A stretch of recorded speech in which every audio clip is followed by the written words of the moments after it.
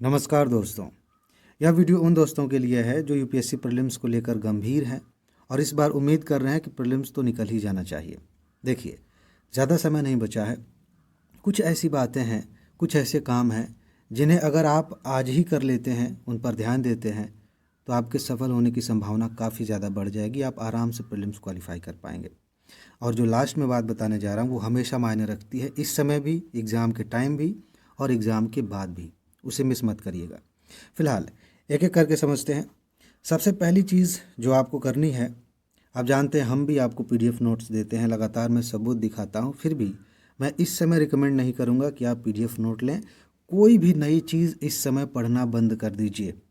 Exam करीब होता है तो अचानक से कभी ख्याल आता है बैठे बैठे पढ़ते पढ़ते कि ये चीज़ छूट रही है, और जो आप पढ़ रहे हैं उसे छोड़कर आप नई चीज़ के पीछे भागने लगते हैं। और मन में पता है क्या बात होती है कि अगर वहाँ से प्रश्न आ गया तो कोई बात नहीं, छोड़ दीजिए। इस समय आप किसी भी नई चीज़ को मत पढ़िए, नए टॉपिक्स को मत पढ़िए। जो आपने पहले से पढ़ा हुआ है सिर्फ उसे ही पढ़िए, वरना आप इतने भटक जाएंगे कि आपको समझ में नहीं आएगा कि आपने पढ़ा क्या है। ये आप फाइनल कर लीजिए, अपने टेबल पर लिख कर रख लीजिए, सामने दीवार पर चिपका लीजिए कि चाहे कुछ भी हो जाए, कोई भी व्यक्ति कहे कि सब छोड़ के ये पढ़ लो, यहाँ से प्रश्न आ ही रहा है, हमको नहीं पढ़ना है। कोई भी नई चीज़ मत पढ़िए, जो आपने अब तक पढ़ा है उसे ही रिवाइज करें।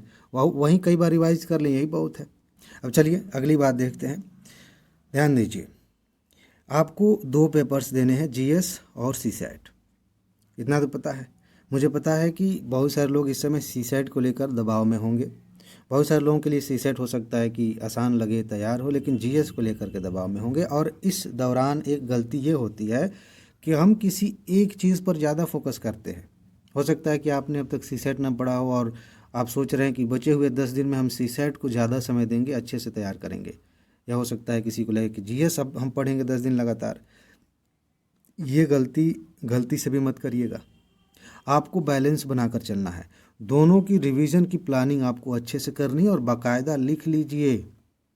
ये लिखना बहुत ज़रूरी है, क्योंकि अगर आपके पास लिखित में कोई ऐसा फॉर्मेट नहीं होगा तो आप समझ नहीं पाएंगे कि आपका समय कब बीत गया। आप सुबह उठे, आपने फ्रेश होके नाश्ता करके पढ़ाई की थोड़ी सी, उसके बाद से क्या क्या सोचने लगे, कहाँ से कहाँ भटके, कौन सी चीज़ कब पढ़ी पता नहीं चला और रात हो गई। ऐसा ही होता है। इसीलिए लिख लीजिए कितना समय किस पेपर को देना है, कैसे देना है, कैसे रिवाइज़ करना है। ये बहुत ज़्यादा ज़रूरी है। कौन से दिन आपको कौन से टॉपिक्स रिवाइज़ करने हैं ये भी आपको पता होना चाहिए, लिखित में होना चाहिए। ये काम आप कर लीजिए अभी से, नहीं तो पूरी तैयारी, पूरी पढ़ाई बिखरी सी लगेगी और समय ख़राब हो जाएगा।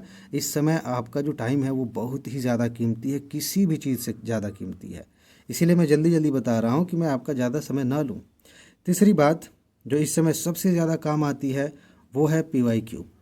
आप पिछले साल के प्रश्नों को देखिए, सिर्फ इसलिए नहीं कि वहाँ से क्वेश्चंस आ जाएंगे, हालांकि आते हैं, इसलिए भी कि वहीं से आप पैटर्न पकड़ पाएंगे। टेस्ट पेपर दीजिए, उससे रिवीजन कीजिए, क्योंकि जब आप क्वेश्चंस के माध्यम से रिवीजन करते हैं तो टू द पॉइंट वो चीज़ें देखते हैं जहाँ से प्रश्न बनाए जा रहे हैं। बड़ा सा चैप्टर है, उसमें आपको ऐसे नहीं समझ में आएगा कि कहाँ से क्वेश्चन पूछ लिया जाए, लेकिन उसी चैप्टर से 10 प्रश्न आपको मिल जाए तो वो प्रश्न आपको उन जगहों पर ले जाते हैं जहाँ से प्रश्न बनते हैं। अगर आपके पास पैसे की कमी है, समय की कमी है, तो आपको पता है कि 7 टेस्ट हमने बनाए हैं और फुल लेंथ टेस्ट हैं। ये उसी फॉर्मेट में है जो अभी आप देने जा रहे हैं 25 तारीख को। ये टेस्ट आप दे लीजिए। और ऐसा भी नहीं है कि बहुत ज़्यादा हमने इसकी प्राइस कम कर दी है, 199 कर दी है। अब क्या चाहिए आपको? टू द पॉइंट वही चीज़ें इसमें शामिल की गई है जहाँ से प्रश्न बार बार पूछे जा रहे हैं। क्या करना है? सिंपल सी बात है, वीडियो के कमेंट में जाइए, वहाँ पर मोबाइल ऐप का लिंक है, डायरेक्ट वहाँ से आप ले सकते हैं, या फिर व्हाट्सएप नंबर दिया गया, वहाँ से भी आपको टेस्ट मिल जाएगा। तो ये चीज़ ध्यान रखिए कि पीवाईक्यू को समझिए ताकि आपको पैटर्न समझ में आए, उससे एकदम आप पैरेलल उसके चलें कि हाँ यूपीएससी का पैटर्न है, इससे भटकना नहीं है, और उसी के अनुसार बनाए गए टेस्ट आप देखिए ताकि एग्ज़ाम से पहले आपका एक बार रिहर्सल हो जाए। ये बहुत ज़रूरी है। इसके बाद चौथी बात ध्यान रखने लायक है, एक फाइनल टाइम टेबल बना लीजिए। उंगली पर आप गिन सकते हैं कि बस इतने ही दिन बचे हैं, तो उसके लिए एक टाइम टेबल बनाइए और उसमें क्या क्या बातें शामिल होनी चाहिए। आप अपने सोने जागने को थोड़ा सा ठीक करिए। ये क्यों ज़रूरी है? हो सकता है कि आप देर तक सोते हों, 8-9 बजे उठते हों, लेकिन अभी एग्ज़ाम है ना, आपको समय से पहुंचना है। सेंटर पर लगभग आधे घंटे 1 घंटे पहले पहुंचना है, तो उस हिसाब से आप देखिए कि आप कब सोकर उठेंगे, कि आप दैनिक दिनचर्या करने के बाद आराम से, इसमें यह भी देखना है कितना समय लगेगा सेंटर तक जाने में। तो ये सारी चीज़ें करके आप समय समय से पहुंच सकें, उसके लिए सोने जागने का शेड्यूल बनाना पड़ेगा। आप देर तक जगते हैं तो आप कोशिश करिए 1 हफ्ते तक कि आप जल्दी सो जाएं। और जल्दी अगर नींद नहीं आती है, मैं आपको बता दूं, क्योंकि सबसे बड़ी अड़चन यही है कि अगर आपको देर तक सोने की आदत है, लेट से सोने की आदत है, और किसी दिन आप कहेंगे कि मुझे जल्दी सोना है, तो नींद आएगी नहीं। आप सोएंगे वही, अगर 2 बजे सोते हैं तो 2 बजे ही सोएंगे, भले ही आप 10 बजे लेट गए हों। इसका सबसे बढ़िया उपाय मैं बता रहा हूँ, जो एग्ज़ाम के नज़रिए से कमाल का है। आप लेट जाइए, मोबाइल फ़ोन जो भी डिजिटल चीज़ें हैं उनको ऑफ़ कर दीजिए, रख दीजिए, फ़ोन नहीं आना चाहिए किसी का। और आप सिर्फ वो सोचिए जो आपने पढ़ा है। ये नहीं कि एग्ज़ाम कैसा होगा, रिजल्ट कैसा होगा, ये नहीं। आप मन ही मन रिवीजन करिए।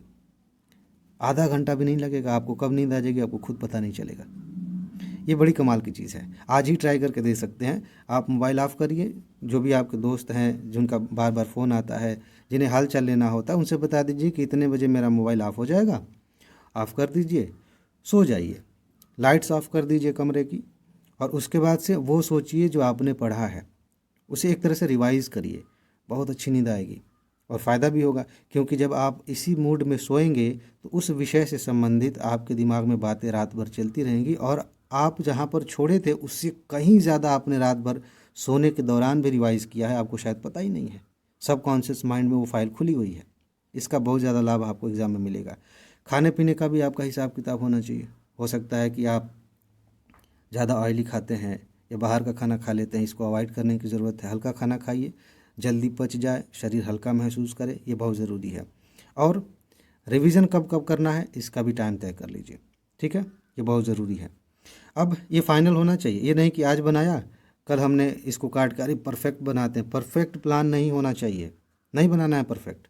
जैसा हो सकता है, रफ हो सकता है, जो मर्जी आ रहा है अभी मन में, 5-10 मिनट में, आधे घंटे में आपने सोच लिया, बना लिया, बस हो गया। चाहे इसमें लाखों कमियां हैं, हमें इसी पे काम करना है। ओवर स्मार्ट बनने के चक्कर में कल फिर इसको काटेंगे, नया टाइम टेबल बनाएंगे, इसे करते करते 25 तारीख आ जाएगी, कोई फ़ायदा नहीं है। जैसा बन गया उसी के हिसाब से आपको काम करना चाहिए। इसके बाद एक और बात जो हमेशा आपके दिमाग में रहनी चाहिए, और इसी से सफलता मिलती है। पढ़ाई आपने खूब कर ली है, चीज़ें आपने एकदम परफेक्टली की हैं, रिवीजन भी किया है, टेस्ट भी दिया है, और जो भी एक बढ़िया स्टूडेंट करेगा मेरी नज़रों में या आपकी नज़रों में, वो आपने किया है। लेकिन एक गड़बड़ी आपने अगर कर दी कि आप इस समय डर रहे हैं, आप ये सोच रहे हैं कि प्रीलिम्स नहीं हुआ तो क्या होगा, तो सारी मेहनत पर पानी फिर जाएगा। हाँ, ये मैं पूरी जिम्मेदारी से कह रहा हूँ कि इस समय नकारात्मक सोचना स्वाभाविक भी हो सकता है।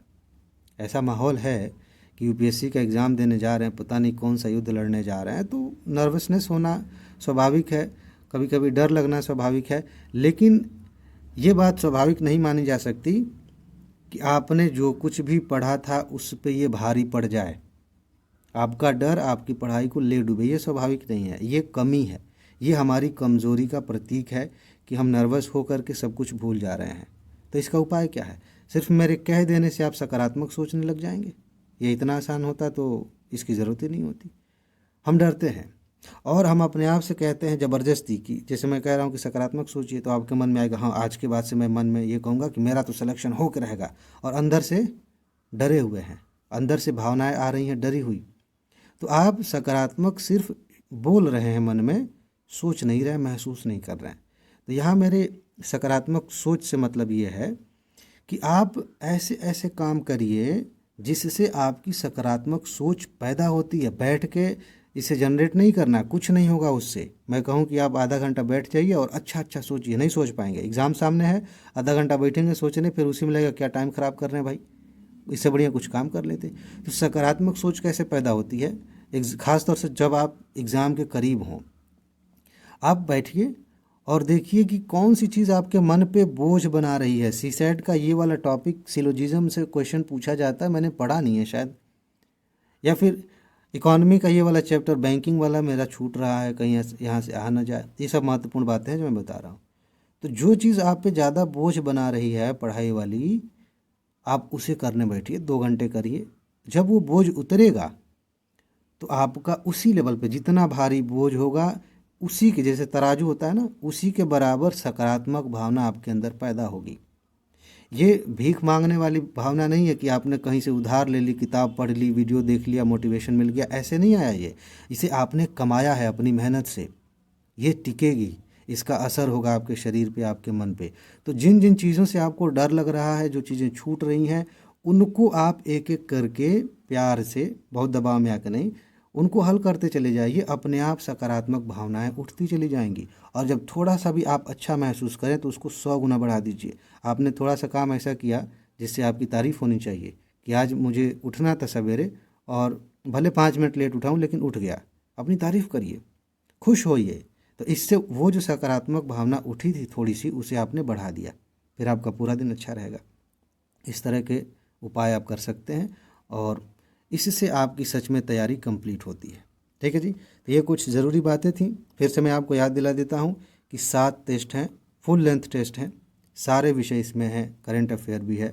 आपको वो एहसास मिलेगा जब आप एग्ज़ाम में बैठे होंगे, आपके सामने प्रश्न पत्र होगा, उसका लाभ आप अभी लीजिए, बाद में पछताने से कोई फ़ायदा नहीं। तो फिलहाल आज इतना ही है। अपना ख्याल रखिए, खुश रहिए, मस्त रहिए, मुस्कुराते रहिए, जल्दी से सफल होइए और ज़िंदगी को एंजॉय कीजिए। आगे मिलते हैं। नमस्कार।